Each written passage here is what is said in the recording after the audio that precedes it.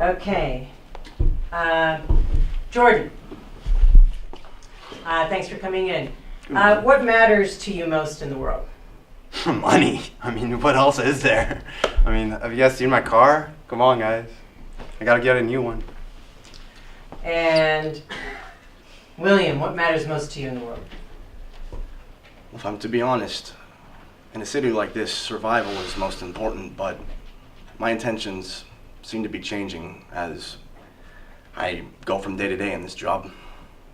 And tell us about the job. Well, I have to be opinionless. I am a reporter, and I tell people stories. I get the news on the street, and it is my job to tell the story with just the facts. Do you think there is such a thing as truth? Yes, but I don't think I can believe in it. Why not? Because they tell a young man at my age and my time that you just have to keep your nose in the air and don't look too hard into any of the distractions. Okay. Minister, what matters to you most in the world? Finding my sense of purpose in this monotony. So you find existence monotonous. I find the day-to-day to be consuming, confusing, and it just, I need to find a way to truly live. So what you're experiencing now is unrewarding. Fair, yes. Okay. Jordan, do you believe in God? Oh, when life's this good, how could you not? So God looks favorably on you. Well, yeah, I mean, he's gotta like me a little at least. Okay. William, do you believe in God? I would say yes, but I don't necessarily have a personal relationship with him. Okay. So, but you're a person of faith? Well, my family is Jewish. Okay. Are you practicing? Me, myself, not necessarily. Okay, so you're not Orthodox. No. Okay. Minister, do you believe in God? I believe that there is a higher power. Call him God, call him Jeff, call him what you want, but I believe that he has a role in playing in every one of our lives, whether it be what we have for dinner or who we decide to talk to. There is, without a doubt in my mind, someone controlling us. Jordan, share with us your favorite childhood memory. My favorite childhood memory. Oh my God, so it was 4th grade, and our teacher, she let us out early. It was like one of those minimum days or whatever kids call it these days. And I'm walking home, you know, just minding my own business, and I just see $100 bill, just like right there on the street, and there's like nobody around, so I don't even have to feel guilty about taking it. It's just like it's just there on the ground. Man, that was a great fucking day. William, do you have a favorite childhood memory? Well, I won't forget the time that my brothers and I went upstate New York and we set off fireworks illegally in the forest, and my oldest brother told me that if you hold a firework with one hand and it goes off, you'll be safe. So just don't hold it with 2 hands. And yes. So, and that was true? No. Oh, so what happened? Well, he took our final firework and he held it up in the air and he told us his belief of fireworks, and it went off, and we thought he was going to lose a finger, but he didn't. It's just a little bit less mobile than it could be, but That scared you? Yes. Minister, how about you? When I was young, I witnessed a death. It was very close to me. It was someone near to me, and it was very violent and brutal. And I picked this as my favorite memory, not because it is something I enjoy, but something that I feel has shaped my perception of things, how I see things. When, you know, you witness something so morose, to watch how other people deal with these things at such a young age, it's hard to comprehend how one would even react. But seeing people just watching.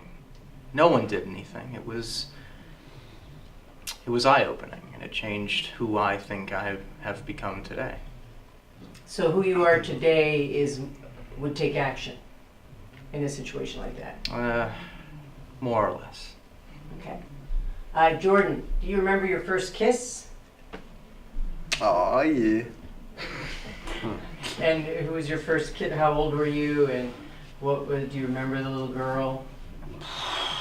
Well, I think I kind of got started a little early. I guess people kind of realized I was so charming as a kid. But it was 6th grade, and it was my neighbor. Her name was Ashley. She was 2 grades older than me, so she kind of had to go out of her way, and she put a lot of effort into that kiss. I thought it was pretty great. If she didn't have to go on to middle school, we definitely would have kept dating. Oh, okay. What about for you, William? Well, my parents were very, very strict, so I didn't have much social life, but on the day of my bar mitzvah, there had been this one girl that I had my eye on, and her name was Bethany, and she was moving, though, and right before she ended up moving on the day of my bar mitzvah, we had a little moment, but it wasn't nothing too crazy. Okay. And Minister? As someone raised in the faith such as I will admit my escapades have not been as interesting, but there was a time when I was very young, transitioning into deciding what I wanted to be with my life, and I met someone who I figured would share the same interests, but as time grew on, we grew apart, and that has led me to where I am today. And how old were you? I was, when did we meet? 16 when we met. It was wonderful. Jordan, what's your greatest fear? Fear. Well, I mean, I don't think it'll ever happen just because I'm so smart. I mean, come on, guys. But it's like this one time I had this nightmare where I woke up and all my money was gone. Kind of like what I do to people, but someone did that to me. Like someone pump and dumped me. Like me, Jordan Belfort. And it was just like, I was crying for days. I mean, I'd start like using the Probably had to bus. self-medicate, huh? A little. After that, okay.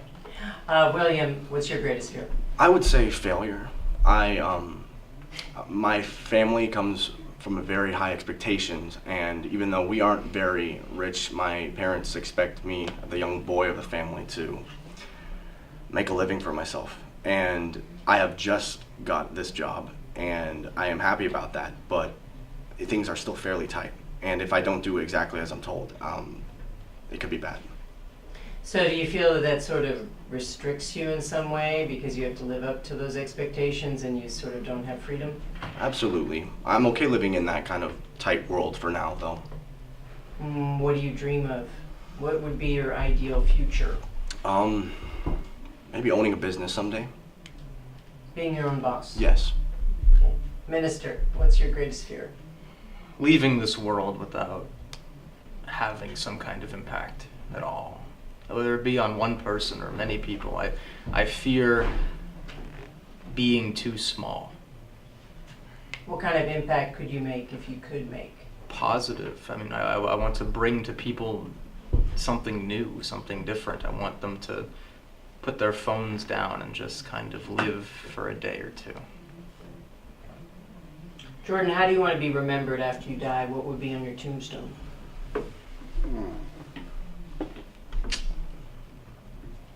I would like to be remembered as that guy who partied the hardest, who was the most successful and the best looking. All right, fair enough. William, how do you want to be remembered? Just a man who did the best with what he had. Minister? Just someone who did something. Someone who mattered. Someone who mattered, so someone who did something meaningful. Yes. Okay. Thank you very much, gentlemen.